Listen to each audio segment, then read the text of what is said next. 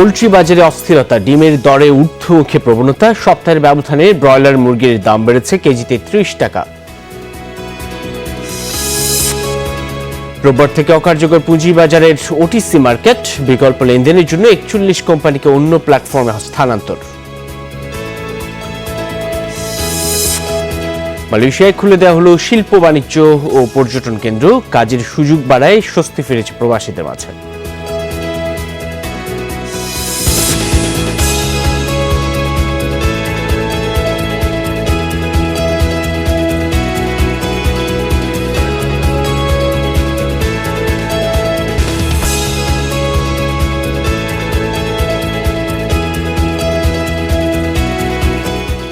এতক্ষণ শিরোনাম দেখছেন, আপনাদের সাথে আছি আমি সাইফুদ্দিন রবিন। পোল্ট্রি বাজারে হঠাৎ উৎকণ্ঠা।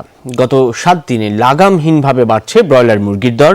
দেশি জাতের কেজি 500 টাকা। ব্যবসায়ীদের যুক্তি, শিক্ষা প্রতিষ্ঠান খোলায় চাহিদা বেড়েছে, অথচ সরবরাহের কোনো কমতি নেই। একই অজুহাতে দাম বেড়েছে ডিমের। যদিও ভালো দাম না পেয়ে লোকসানে ধুঁকছেন খামারিরা। তারা বুঝতে পারছেন না শহরের বাজারে দাম কেন এত বাড়ছে।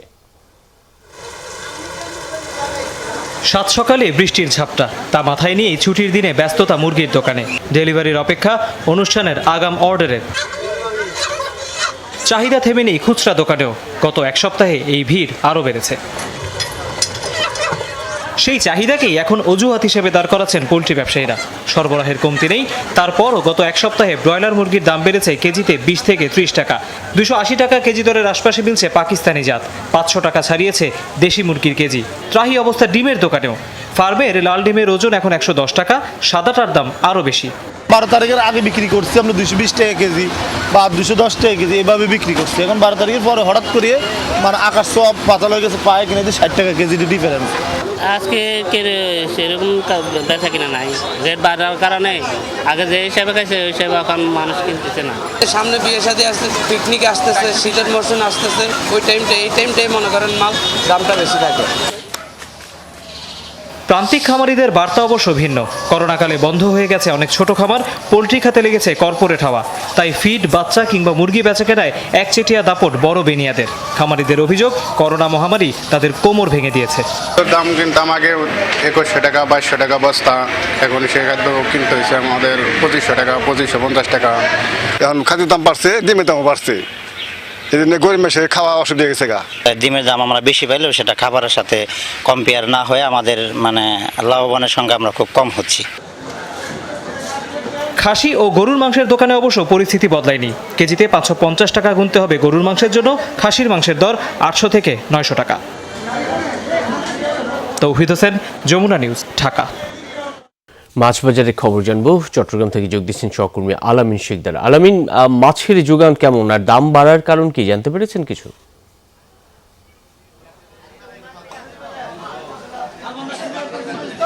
রবিন, প্রথমেই বলি, সামুদ্রিক মাছের যে যোগান সেটি এখন বলতে গেলে অনেকটাই কম। তবে দেশীয় যে মাছগুলো আছে সেগুলোর যোগান আছে। আর দাম বাড়ার মূল কারণ হচ্ছে সামুদ্রিক মাছগুলোতে যেহেতু সমুদ্রে গিয়ে মাছগুলো আহরণ করতে হয়, বেশ কিছুদিন যাবৎ সাগর উত্তাল থাকায় যে মাঝিরা আছেন তারা যে মাছ ধরার বোটগুলো আছে সেগুলো নিয়ে আসলে সাগরে যেতে পারেনি। যার কারণেই মাছের যে সংগ্রহ সেটি যেমন কমেছে তেমনি বেড়েছে মাছের দাম। তবে একটি কথা জানিয়ে রাখি, সেটা হচ্ছে ইলিশ। বলতে গেলে চট্টগ্রামের ইলিশ সবাই জানে, তবে সেই চট্টগ্রামে এখন ইলিশের দাম পড়ছে কেজি প্রতি 1200 টাকা। যার কারণ হচ্ছে যে মাছের যে সংগ্রহ সেটি কম, আর পাশাপাশি চট্টগ্রাম থেকে যে মাছগুলো চট্টগ্রামের সমুদ্র থেকে আহরণ করা হয় সেগুলো চলে যাচ্ছে দেশের বিভিন্ন জেলায়। যার কারণে চট্টগ্রামে ইলিশ মাছের বেশ ঘাটতি রয়েছে। তবে ছোট যে ইলিশ মাছগুলো আছে, যেগুলো 400 থেকে 500 গ্রাম বা আধা কেজি যেগুলো আমরা বলি, সেগুলো বিক্রি হচ্ছে 600 টাকা কেজি দরে। আর 1 কেজি যেগুলো আছে সেগুলো বিক্রি হচ্ছে 1000 টাকা কেজি দরে। অন্যদিকে সামুদ্রিক যে বাইলা মাছ আছে সেগুলো আগে বিক্রি হতো 280 থেকে 300 টাকা, সেটি এখন বিক্রি হচ্ছে 350 টাকা কেজি দরে। লইট্টা মাছও একই অবস্থা। লইট্টা পূর্বে ছিল 100 টাকা কেজি, এখন 150 টাকা কেজি। আর দেশি রুই মাছের দাম একটু বেশি। ভারতীয় রুই মাছের চেয়ে দেশি রুই চলছে 320 টাকা কেজি দরে, ভারতীয় রুই চলছে 260 টাকা।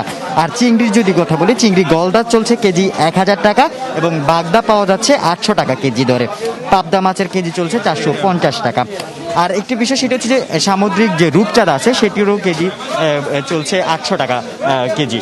আর সব মিলিয়ে বলতে গেলে যে সামুদ্রিক মাছের যে একটি চাহিদা চট্টগ্রামে সবসময় রয়েছে, সেই চাহিদা অনুযায়ী এখন মাছ পাওয়া যাচ্ছে না, আর পেলেও সেটা চলে যাচ্ছে দেশের বিভিন্ন জেলায়, যার কারণে যোগান যেমন কমছে তেমনি বাড়ছে মাছের দাম। রবিন।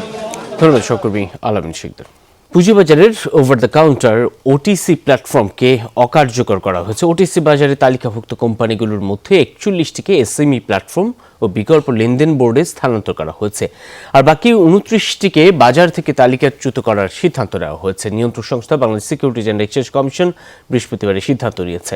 এর ফলে আগামী রোববার থেকে ওটিসি বাজারে কোনো কোম্পানির লেনদেন হবে না। এসইসির জারি করা আদেশে বলা হয়েছে, ওটিসি বাজারে তালিকাভুক্ত কোম্পানিগুলোর মধ্যে 23টিকে এসএমই প্ল্যাটফর্মে স্থানান্তরের সিদ্ধান্ত হয়েছে। এই 23 কোম্পানির মধ্যে 7টি উৎপাদনে রয়েছে, বাকি 16টির উৎপাদন বন্ধ। এছাড়া ওটিসিতে তালিকাভুক্ত 18টি কোম্পানিকে বিকল্প লেনদেন বোর্ডে স্থানান্তরের সিদ্ধান্ত হয়েছে। বাকি 29টিকে নিয়ম অনুযায়ী তালিকাচ্যুত করা হবে। ওটিসি বাজারে লেনদেনযোগ্য আর কোনো কোম্পানি থাকবে না, ফলে ওটিসি বাজারটি অকার্যকরী হয়ে পড়বে। মুন্সিগঞ্জ সদরের চিতুলিয়া বাজারে স্বর্ণের দোকানে ডাকাতির ঘটনায় অজ্ঞাতনামা 18 থেকে 20 জনকে আসামি করে মামলা হয়েছে। গতরাতে সদর থানায় মামলা করেন বণিক স্বর্ণ শিল্পালয়ের মালিক রিপন বণিক।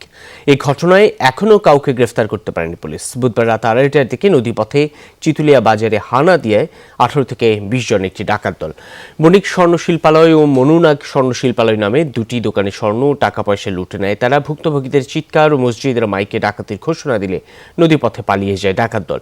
পালানোর সময় পুলিশের ট্রলার লক্ষ্য করে বিস্ফোরক ছুড়ে মারে ডাকাতরা। দোকান মালিকদের অভিযোগ, ডাকাত দল প্রায় 107 ভরি স্বর্ণ ও 40 লাখ টাকা লুট করে নিয়ে যায়।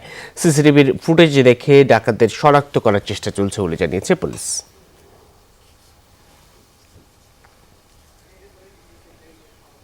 মুন্সিগঞ্জ থেকে যোগ দিচ্ছেন সহকর্মী আরাফাত রায়হান সাকিব। সাকিব, জড়িত কাউকে চিহ্নিত করা গেল কি? পুলিশ কি বলছে শেষ অবধি?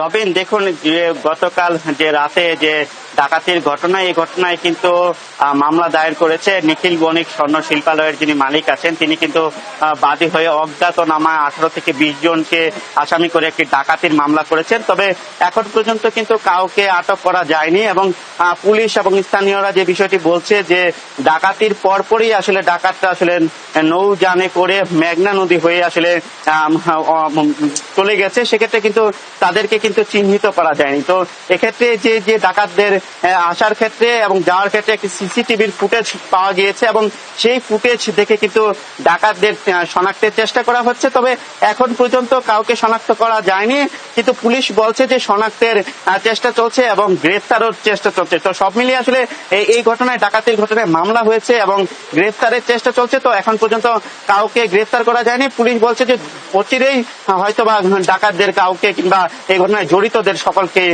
গ্রেফতারের চেষ্টা করা হবে এবং গ্রেফতারের আইনের আওতায় আনা হবে। রবিন। ধন্যবাদ সহকর্মী আরাফাত রায়হান সাকিব, জানাচ্ছিলেন মুন্সিগঞ্জ থেকে।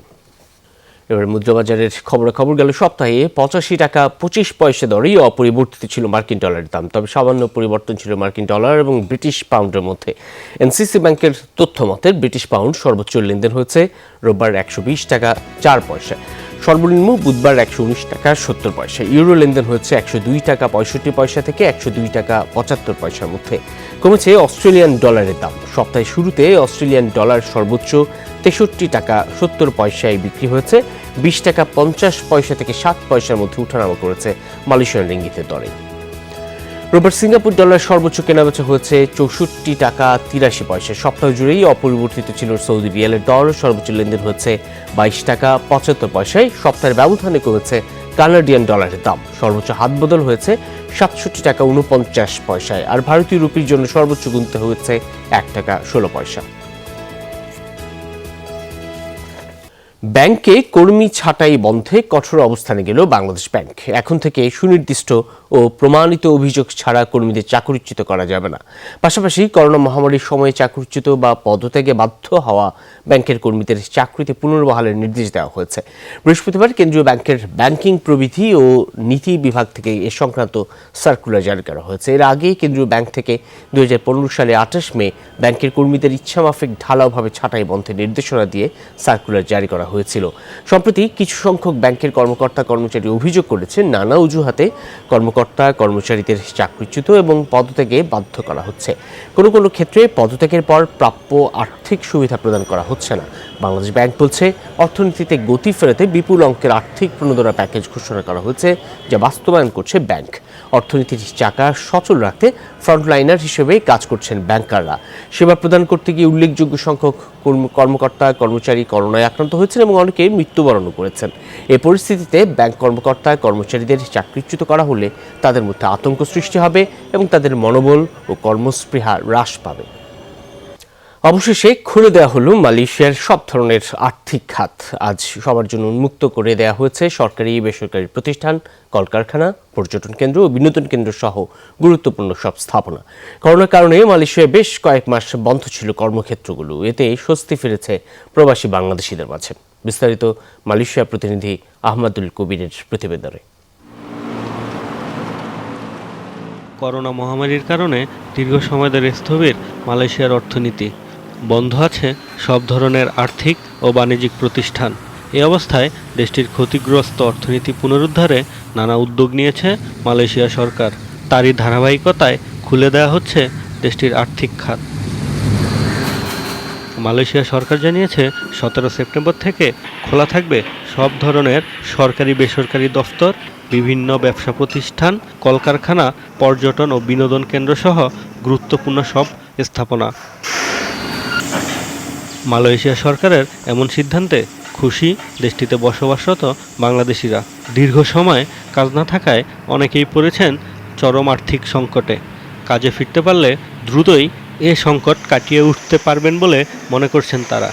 মালয়েশিয়ার সরকার মালয়েশিয়ার অর্থনীতিকে পুনরুদ্ধার করার জন্য বিভিন্ন ধাপে ভাগ করেছে। তারই অংশ হিসেবে আগামীকালকে থেকে অর্থনীতির বিভিন্ন সেক্টরগুলোকে খোলা হচ্ছে। সো একজন প্রবাসী বাংলাদেশি হিসেবে মালয়েশিয়া সরকারের এই উদ্যোগকে আমি সাধুবাদ জানাচ্ছি। সব প্রতিষ্ঠান খুলে দেওয়ার মানেই না যে তারা লকডাউন উড্র করেছে।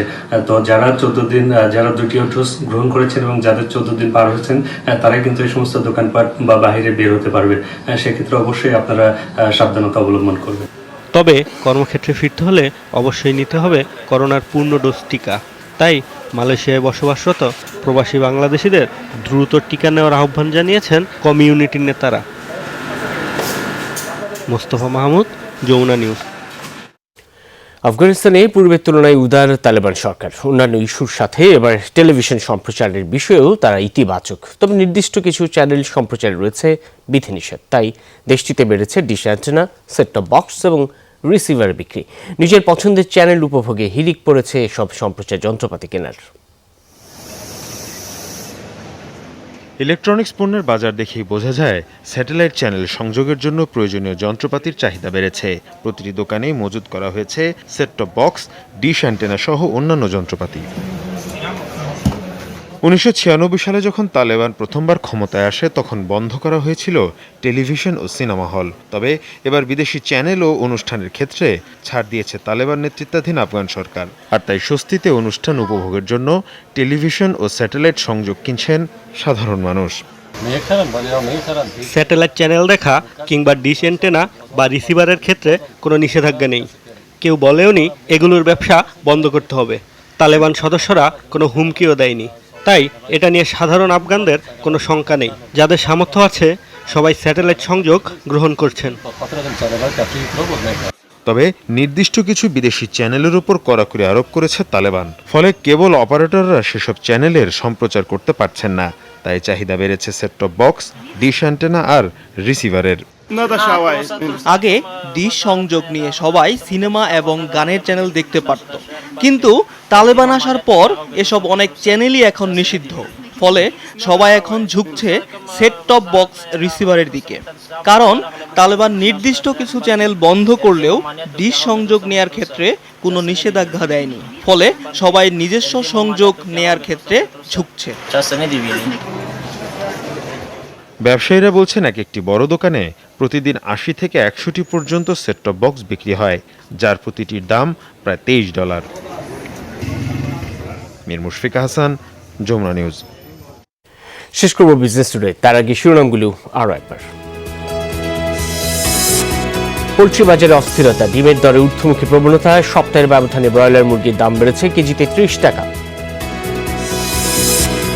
রোববার থেকে অকার্যকর পুঁজি বাজারের ওটিসি মার্কেট, বিকল্প লেনদেনের জন্য 41 কোম্পানিকে অন্য প্ল্যাটফর্মে স্থানান্তর। মালয়েশিয়ায় খুলে দেওয়া হলো শিল্প, বাণিজ্য ও পর্যটন কেন্দ্র, কাজের সুযোগ বাড়ে, স্বস্তি ফিরেছে প্রবাসীদের মাঝে। এই ছিল বিজনেস টুডের এখনকার আয়োজনে। এতক্ষণ সাথে থাকার জন্য ধন্যবাদ সকলকে।